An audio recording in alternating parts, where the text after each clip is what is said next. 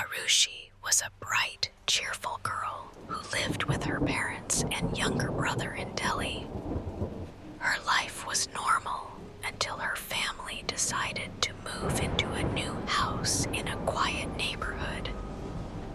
The rent was surprisingly low for such a spacious flat, but at the time, they didn't question it.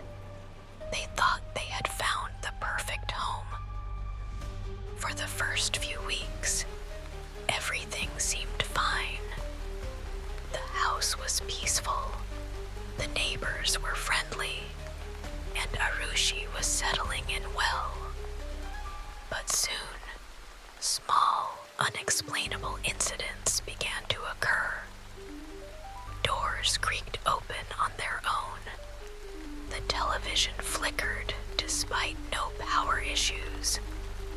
And sometimes, Aarushi would wake up with a strange sense of heaviness in her chest, as if someone was sitting on her.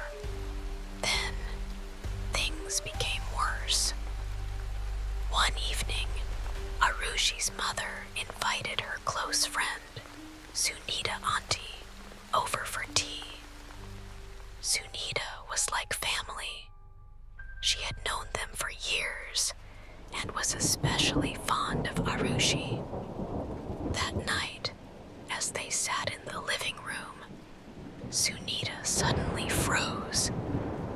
Her eyes widened in terror as she stared at Aarushi.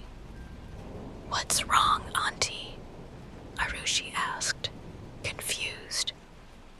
Sunita grabbed her hand and whispered, "There's something wrong with this house. I feel a presence." Arushi's mother laughed it off, but Aarushi couldn't shake off the uneasy feeling that settled in her chest. The next night, Aarushi woke up gasping for air. It felt like something was pressing down on her, suffocating her. She tried to scream, but her voice was trapped in her throat.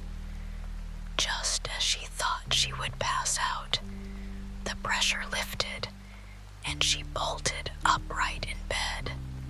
Her door, which she had locked before sleeping, was wide open. From that night on, Aarushi started behaving strangely. She became irritable, snapping at her family over small things. Her once bright eyes seemed dull, her cheerful demeanor replaced by a disturbing silence. Then came the whispers. At night, her family would hear her talking to someone in her room. But when they opened the door, she would be alone, staring at the wall, whispering in an unfamiliar language. One night, her younger brother woke up screaming. When their parents rushed to his room, he pointed toward Aarushi. She was standing in the hallway, her head tilted at an unnatural angle, her lips moving soundlessly. The air around her was ice cold. Terrified, her parents took her to a priest the next day. The moment the priest saw Aarushi, he turned pale. "This girl is under a powerful spell," he murmured. "Someone has used black magic on her." The priest performed a ritual to reveal the source of the dark energy.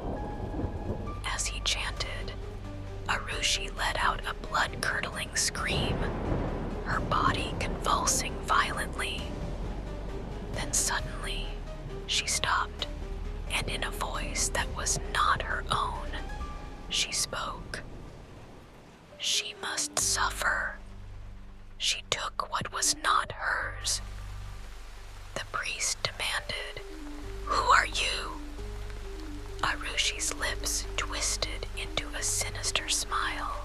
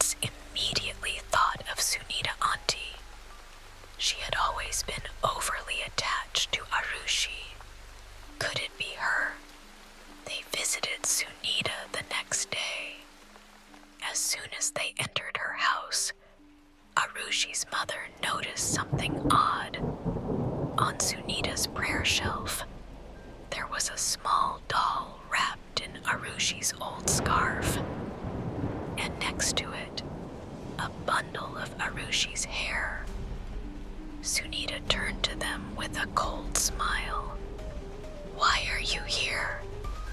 Her mother's voice trembled. "What have you done?" Sunita's expression darkened. "She was like a daughter to me, but she was leaving me. I only wanted to keep her close." Aarushi's father clenched his fists. "You cursed her."